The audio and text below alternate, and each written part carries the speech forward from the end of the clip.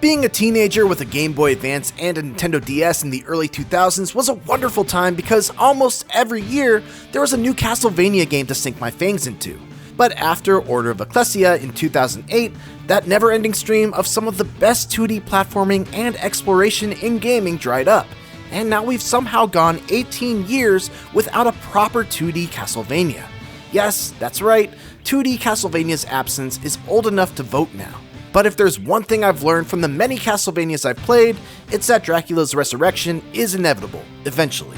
Enter Castlevania Belmont's Curse, a much welcome brand new entry in the storied series. And in even better news, it's developed by the team behind Dead Cells. I got to play through the first 3-ish hours at a recent preview event, and based on my early impressions, it's shaping up to be a return worth waiting for.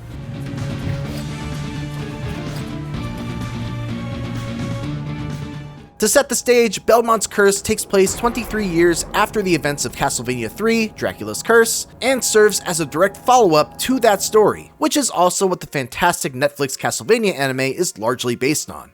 The game begins with a summons for Trevor Belmont to head to Paris, which has been ravaged by an unknown force that has flooded the streets with monsters, turned the moon blood red, and left the city in utter chaos.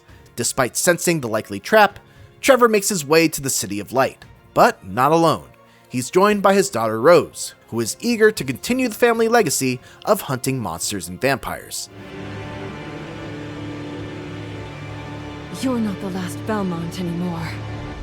My first thought as soon as I picked up the controller was, yeah, this definitely feels like Castlevania by way of Dead Cells. And that's not a bad thing. In fact, it's quite good.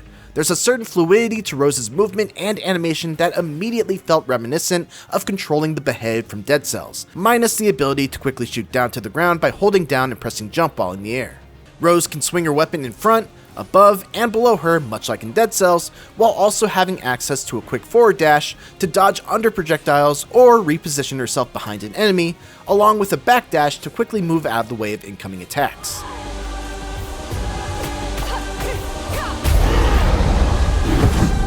Of course, the whip has always been the defining weapon of the Belmont clan, and it is a core element of Rose's kit as well, though surprisingly, not as a direct combat tool.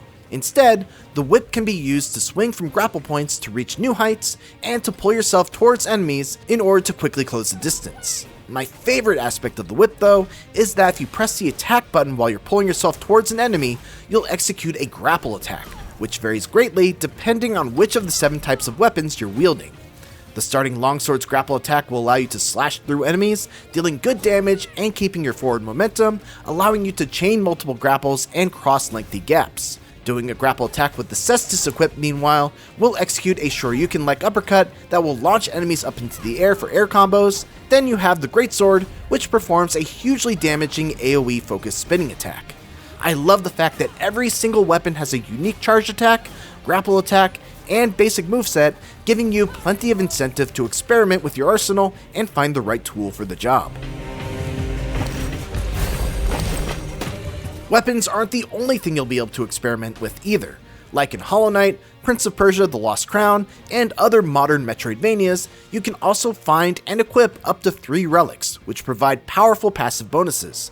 These are usually reserved as rewards for completing difficult optional challenges, like a tricky platforming section or a lengthy combat encounter, and even in my brief hands-on time so far, they have all proven to be well worth the trouble of seeking them out. Finally, since Rose is the daughter of both Trevor Belmont and Sypha Belnades, she's equally skilled in both weaponry and magic. As such, she can also find and equip a variety of spells known as Arcana. In my demo, these spells were always rewards for defeating a major boss, with me gaining one of the boss's core abilities. Defeating the Fallen rewarded me with the Holy Cross Boomerang, besting Joan of Arc gave me her Ground Explosion attack, and taking down Medusa granted me her Petrification Beam. Each of these Arcana could be improved by completing various achievement-like challenges called Works of Mercy. For the Holy Cross, for example, I had to find 3 different whip-type weapons, kill 5 enemies with 1 Holy Cross throw, or kill 10 enemies with a whip attack. Completing a Work of Mercy rewards you with a point that you can spend on a variety of upgrades for that specific Arcana. Again, using the Holy Cross as an example, I could upgrade so that I can throw 2 crosses out at a time, make the cross deal more damage the farther away from me it got, or refund 10% of the mana cost for every enemy it hit, up to 60%, if I caught the cross on the way back. What's great is that these upgrades were actually interesting and affected the way I use the Arcana, rather than just being higher damage numbers, a lower mana cost, or a quicker speed of use.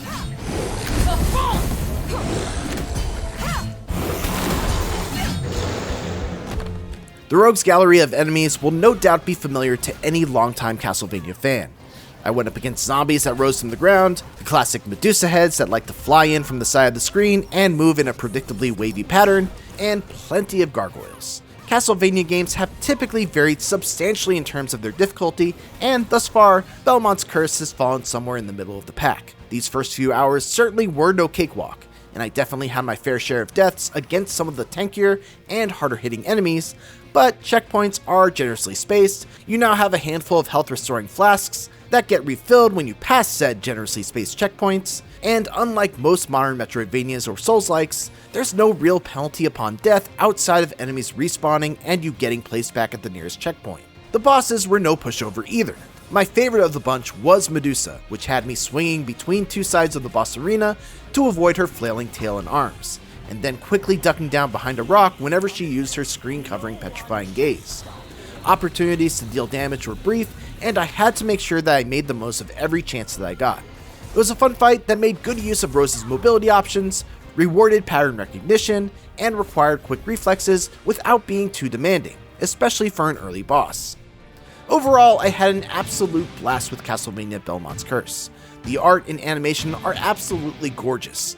Combat is fun and dynamic with plenty of room to carve out your own personal playstyle thanks to the variety of weapons, arcana, and relics. Exploration was appropriately rewarding as there were plenty of secrets hidden within the cracked walls of the Parisian streets, and the bosses provided a nice challenge without ever feeling too overwhelming for how early I was in the game.